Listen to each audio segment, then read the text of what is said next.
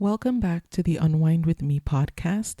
This is a continuation of the reading of A Rip Van Winkle of the Kalahari by Frederick Carruthers Cornell. Chapter 4 The Pans and the Poison Flowers. By this time, the sun was high in the heavens, and I realized that if I would make a bid for life, I must do it soon. Buffeted and almost choked with the battle of the past night, I was parched with thirst and had perforce to encroach upon the scanty store left to me, a bare quart at the outside, barely sufficient to keep life in me another day in the terrible heat. The horses, too, were suffering and would scarcely last that time, and I was now faced with the terrible problem as to whether I should attempt to return or to penetrate farther into the desert. To return would be difficult, for the storm had passed that way, and all our spoors were obliterated. Moreover, we had gone out of our path so far when following the fire that I was by no means certain as to the absolute direction. Moreover, a glance that way showed me heavy, dun-colored clouds on the far horizon. There the storm was still raging, and I shuddered to think what my fate might be in the loose bare dunes we had passed through with such difficulty. Besides, though Inyati's awful fate appeared but too certain, I felt impelled to follow the direction he had gone, for there might, after all, be a faint hope that he had lived through the storm. But this alternative was a terrible one, for even if water had existed in the pans for which he was searching, it was all too probable that the storm would have filled up every pit with sand, and to penetrate so far would make return impossible. However, I could not remain where I was and die without a struggle. So, dividing the load as well as possible amongst the almost exhausted animals, I again entered the maze of dunes and struck due east, full of forebodings as to my own possible fate, and of sorrow for that of poor Inyati. For hours I stumbled through the bewildering mass of broken and barren dunes, finding no trace of vegetation, and full of apprehension lest the wind should rise before I reached the pan, in which case I was doomed. At long length, and when the afternoon was well advanced, a flat, dark space showed between two dunes some distance ahead, and an hour later I stood upon the pan. No salt pan this time, but a flat, circular floor of dry mud, hard and entirely free from the surrounding sand. Here and there a few stunted bushes grew, and in the center of the circle, which was about a mile across, stood a huge herd of gemsbok. They made off at a canter as I rode wearily across the depression in the center, where I hoped to find water. But the shallow, hoof-trampled hollow was bone dry. There was no sign of Inyati either, and my heart sank as I realized that my struggle had been in vain. Anyway, here I must rest and eat, and drink a little of my tiny stock of water, and on the morrow make my last struggle on foot, for it was evident that the horses could go no further and were dying of thirst. I threw off their light loads, and they stood with drooping heads and ears, the picture of dejection. A mouthful of water was all I dare drink, and there remained less than a pint in the water skin. Almost stupefied, exhausted, and despondent, I lay beside a tiny bush, at whose dry twigs the famished horses were now trying to nibble, and sank into a state of half-sleep, half-stupor. The sound of a shot aroused me from my lethargy. Had I been dreaming? No, there it was again. And now across the pan came streaming back the herd of gemsbok, and after them ran and stumbled a nude black figure that now and again paused to single out an animal and shoot. Inyati, Inyati, thank God. I cried out, for it could be no other, and as fast as my aching limbs allowed, I hastened toward him. Now he was down beside one of the fallen animals, and his knife was at work, and now I realized why he had picked his victims and shot so many. It was not food he wanted, but drink, and he had shot only the cows whose udders were full of rich, sweet milk. It was time, too, that he drank, for he could not speak, and his cracked and swollen lips and bloodshot eyes told a tale of awful suffering. Soon, however, he was able to talk. "The storm, master," he said. "Near was I to being buried alive, and I thought thee dead. Yet could I not return before, for I have found no water. The other pan is dry also, but now I have seen from far off a spot where water is, and so I hastened back to find my master. It is far, but we shall win through." Caught by the storm between the two pans, he had been hours staggering through the raging chaos, and had reached the pan only after the sun had risen and the storm had ceased to find it without a vestige of water. Casting about in the dunes, he had searched for Tisama without avail, and filled with anxiety for me, had been torn between a desire to return at once and the absolute necessity of finding water. Hurrying from one prominent dune to another, he had scanned the desert in all directions and had even found one or two more pans, but again waterless. One, however, showed that it had held water recently, for it was still moist, and there he had found a flock of the tiny Namaqua partridge, so plentiful in certain parts of the desert. These little birds are swift of flight and fly long distances in search of water. And Inyati, as they rose in a cloud from their old drinking place, had marked the direction of their flight. Northeast they went, and his keen eyes had followed them till they were no longer visible. And as he watched, he saw many other flocks, and all flying in the same direction. "There is the water," thought Inyati, and he had toiled on in their wake. But the way was far, and it was hours before, from a high dune, he had seen a large pan in the distance, to which all the birds were converging. "A big pan, master," he said, "with thick bush and big trees, an oasis, or perhaps, who knows, a riverbed." And frantic with thirst as he was, he had not gone on, but turned back, hoping to find me alive. My heart leapt with joy at the news, for with the knowledge that water awaited us, we could struggle on. But the horses? Inyati shook his head as he examined them. "That one will die before morning," he said, "but maybe we can save the others, though they cannot carry us. We must eat, drink, and sleep, for the way is long and we are weak.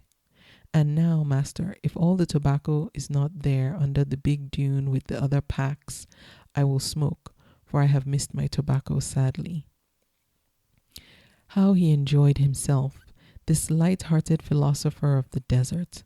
Long steaks of tender gemsbok he cut and grilled on the wood ashes of the tiny fire, treating in a like manner the juicy udders after he had squeezed out most of the milk. The water he would not touch, but his appetite seemed unappeasable. Steak after steak disappeared, and still he carved and cooked, smoking between whiles and singing some never-ending song of all the fine wives he would buy, and what he would do to certain priests if he got his little gun safe to his own country. His cheery presence and the reliance I placed in him cheered me enormously, and I realized that I too was hungry. And so we ate, and smoked, and slept, till nearly midnight, and then, keeping the Southern Cross low down on the horizon on our right, we once more entered the dunes. The horses that Inyati had referred to was obviously dying, and a merciful bullet put an end to the poor brute's sufferings. The others trudged wearily after us, making but slow progress, but doing better than I had conceived possible of animals that had not eaten or drank for 36 hours. But morning found them dead beat, They stood stock still as the sun rose, and neither coaxing nor flogging could get the poor brutes a step farther. According to Iñati's reckoning, we were still 4 hours from the water, and it was obvious that once we left them, we could never hope to save them, for we could never bring back enough water to keep them alive. "There is but one thing," said Iñati as he slipped their loads off. "Water we cannot bring them, nor would it be in time, for once the sun is hot they will die. But stay here, and I will search for a certain thing. Nay, master," he continued, for I had made a gesture of dissent, "this time I go not far. But here I see rain has fallen of late, and though there is no tisama, there may be another thing that will save the horses." "Then I will seek it with you, Iñati," I said, for I was determined not to lose sight of him again. "Better rest, master," he urged. "There will be no more sandstorms, and there is still far to go." But go I would, and so we left the poor horses standing in the forlorn little group, gazing with sad, lackluster eyes at the masters who had brought them to such a plight. Iñati took with him a canvas bag that had been used as a saddle cloth, and I wondered what he hoped to find to fill it, for there was no vestige of vegetation to be seen, except some tiny seeds just sprouting here and there in the hollows between the dunes. I could see no other evidence of the rain that Iñati spoke of, but soon, in a deeper depression than usual, we found signs that water had recently accumulated there, though the spot was now as dry as the surrounding dunes. But here Iñati, who had been keenly examining the ground, uttered a grunt of satisfaction and pointed to a spot close to his feet. There was no trace of a plant, but a slight swelling, as it were, of the soil, which showed, too, some small cracks as though something was trying to burst its way to the surface. "Camille Broad," he said, and kneeling down he commenced scooping away the sand with his hands, and from a few inches below the surface he soon drew a whitish tuber the size of a large turnip. It was full of thin, watery juice, acrid and sharp to the taste, but as I afterwards found, extremely acceptable to the horses. Soon we had the bag nearly full, and cutting them up on our waterproof ground sheet, we quickly had a quantity of watery pulp at which the animals nuzzled greedily, and which revived them to a remarkable extent almost at once. So much so, indeed, that we had very little difficulty in hurrying them forward again. The last drop of water had long since gone, and I was now consumed with thirst and sick with misgiving as to what might be found at the pan Iñati had seen. Now we could see it, and, as yesterday, the flocks of partridges were all flying in that direction. How I envied them their wings, and how I grudged them the precious water they would be drinking. At length, footsore, weary, with eyes scorched by the blinding glare of the sun on the bare sand, and with lips cracked and tongues swollen with thirst, we staggered out of the dunes into a wide pan covered with bush and sprinkled with big trees, huge camel thorn, of thick verdant foliage, which gave the whole expanse a park-like appearance. They were full of gay-plumaged birds, butterflies were flitting everywhere. Here and there were fine stretches of thick grass. In fact, after all we had suffered in the furnace of shadeless sand behind us, the place was a veritable paradise. And at length, where the trees were thickest, we espied tall green reeds growing thickly, and a few minutes later our fears were at an end, for here was water in plenty. It was thick and muddy, and fouled by wild animals whose spores showed thick all around it. But to us it was absolute nectar, and it needed all Iñati's persuasion to prevent me from drinking to excess and probably dying on the spot. We had to control the horses too, and let them drink but little at a time, or they too would probably have drank till they dropped dead in their tracks. In this pleasant oasis we stayed for 3 days, resting, recuperating, and living on the fat of the land. Game there was in abundance, so much so indeed that they were a cause of anxiety, for the water in the Vley was decreasing rapidly from the number of animals that drank there nightly, and it was obvious that it would not last very long unless rain fell. Signs were not wanting that the season had been exceptionally dry, for the Vley had at one time been of large extent, and now nothing but one small pool remained. At it also drank myriads of partridges, the air being literally thick with the huge swarms of them that came in the early morning and again at night, so tame and fearless that they scarcely troubled to get out of our way, and we kept our pot going by simply knocking them over with a stick. We soon explored the pan or oasis, which was almost circular in shape and about a mile in diameter and completely encircled by dunes, most of them as barren and forbidding as those we had already passed through, though to the south there was a certain amount of vegetation. This, however, was useless to us, as our way was east or northeast, and in this direction all Iñati's reconnoitering failed to discover anything but bare dunes as far as the eye could reach. Pleasant as the shade and greenery of the oasis was, it was evident that our stay could not be a lengthy one. Moreover, lions were increasingly numerous, and for the first time in our trip began to cause us serious anxiety. So bold were they that fires had to be lit at nightfall and kept going all night, and their roars made sleep impossible. The nights were now dark and moonless, and on the third of our stay the lions were exceptionally troublesome. We could see little beyond the light of the fires, but roars and growls came from all quarters, and there were evidences that a large herd of some kind of buck was passing through the oasis, and these the lions were attacking. Iñati was nervous and uneasy, not, as he explained, on account of the lions. His little gun would see to them, but as to what was happening in the water hole, from which we had removed our camp some distance on account of the lions. "Gemsbok, master, a big herd of them, that is what it is," he said, as we listened to the terrific roars in the direction of the water. "They seek not water, for they seldom drink, but if it comes in their way they may do so. Moreover, they will be likely to trample the pool into mud to cool their hooves. Luckily, our water skin is full, and the horses have drunk well, but I fear what the morning will show." All night we could hear the buck moving about and passing through. There must have been thousands of them.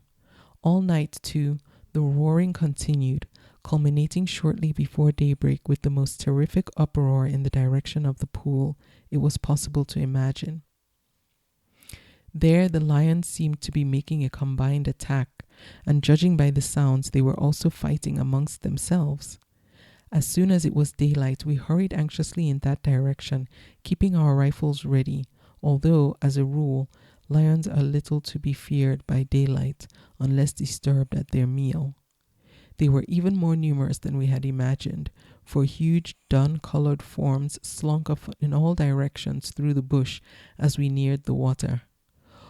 Water, did I say? There was no water now, for Iñati's fears had been well founded.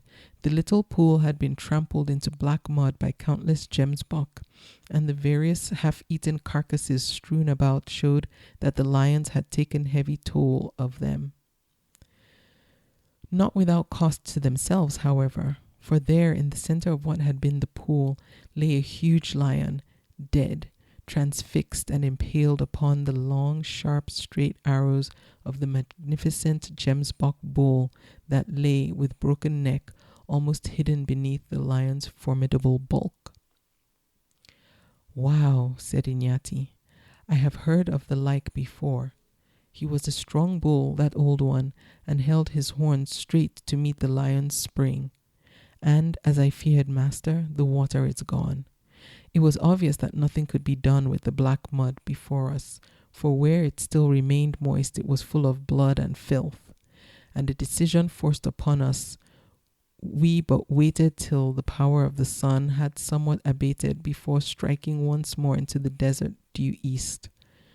Our horses were rested and refreshed, and we pushed on throughout the night, till just before dawn we stumbled through a small patch of tisama and immediately decided to give our horses the benefit of them. Unfortunately, daylight showed the patch to be but a tiny one, when an arbitrary shower had fallen at the right season, and it barely sufficed for the day. And so for days we pushed on incessantly, often going many miles out of our course to visit one of the many pans we now came across frequently, but failing in every case to find enough water to even replenish our water skin. Tisama we found occasionally, sufficient at any rate to keep us and our animals alive, but barely, and the horrible anxiety of constant fear of a death by thirst had begun to tell upon me badly. Not so Inyati, who, thirsty or satisfied, was always cheerful, always optimistic that we should eventually find a way through to his country of many diamonds and many wives.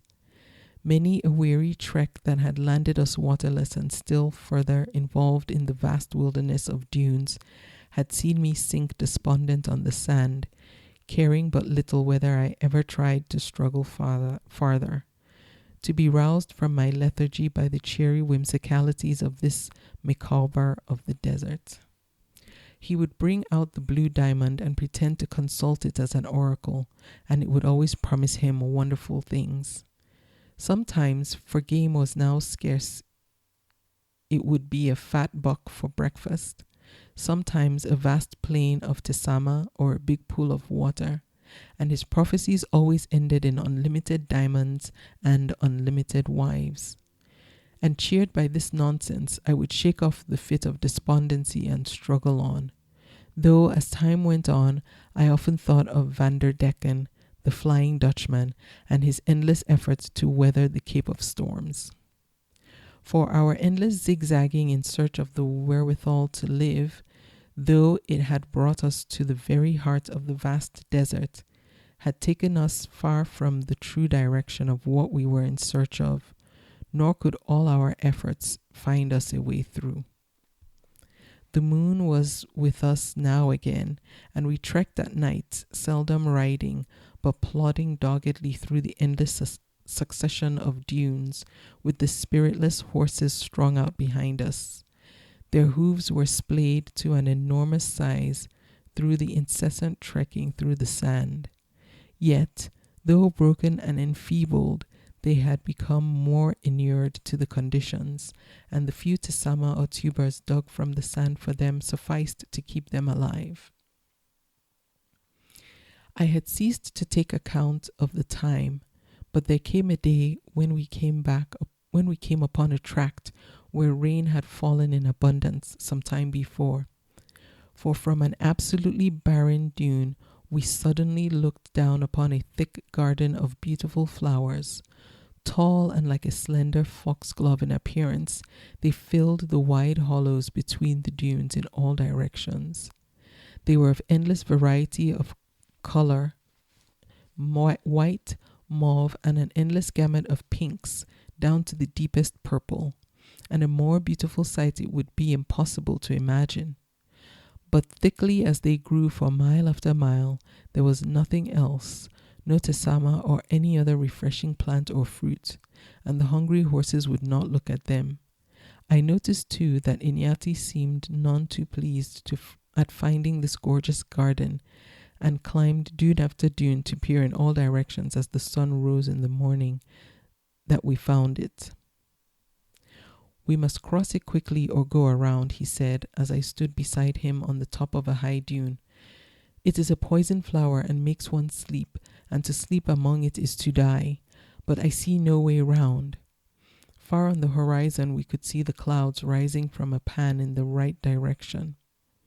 "We must go on," said Inyati, "and cross the belt of poison flower by day, when it will harm us but little. To be among it after sundown is to sleep, and to sleep among it is to die."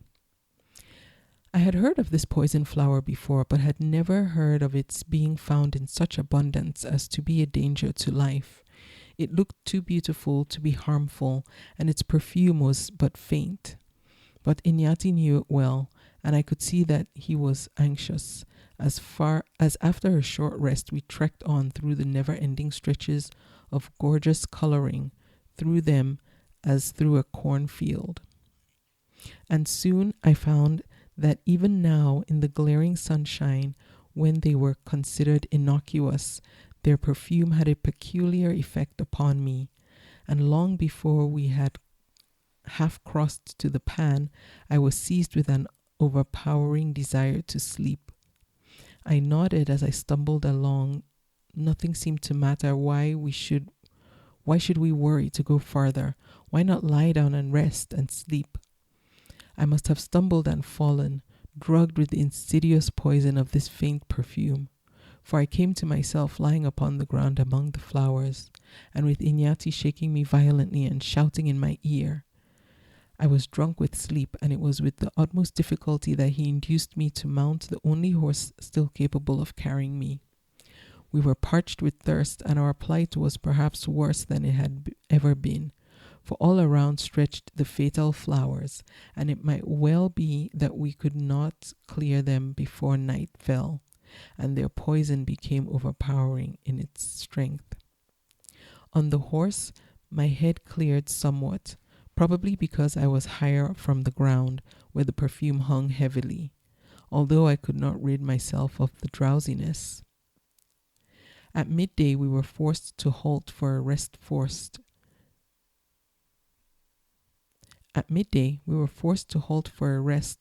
Forced too to take in the glaring sun on the top of a bare dune, for we dare not even cover ourselves with a bundle of the plants for fear of the poison.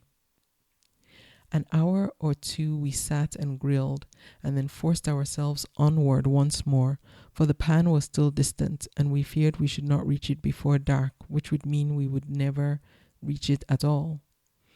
But struggle as we would, we could make little progress, and it was with mortal fear that I beheld the sun sink, and saw from a high dune that there was fully a mile of thick flowers between us and the pan, where dark bush and big trees showed plainly, and where the flowers ended abruptly. "Let us stay here," urged Inyati. "Surely we are safe here on the top of the dune," for we were fully 50 feet above the sea of flowers. "No, master, no," he answered emphatically. "If it were twice the height, we should die before the night is out. Push through we must, even if we leave our pack here and return for it tomorrow, and the horses must come too, or we shall lose them. Nothing could live here through the night." Hastily, as he spoke, he threw off the horses' already light loads, leaving everything but his beloved little gun on the top of the dune, and dragging the halter of the leading beast. He started down the slope. Instantly, on entering the dense growth, I felt the effect of the scent, which was now, although the sun had barely disappeared, 10 times stronger than it had been in the sunlight. No faint sweetness now, but an overpowering scent similar to that of the well-known moon lilies, but infinitely stronger and stupefying to a degree. Before 50 yards were traversed, my head was spinning, and I was staggering like a drunken man. I remember Inyati half dragging me on to the horse again, and feeling him lashing me to girth and saddle. Remember his hoarse shouts to the horse, and myself becoming fainter. Remember dimly that the sjambok he flogged the horse with fell frequently across my back and legs, but nothing could keep me from the overwhelming desire to sleep, and then all was a blank.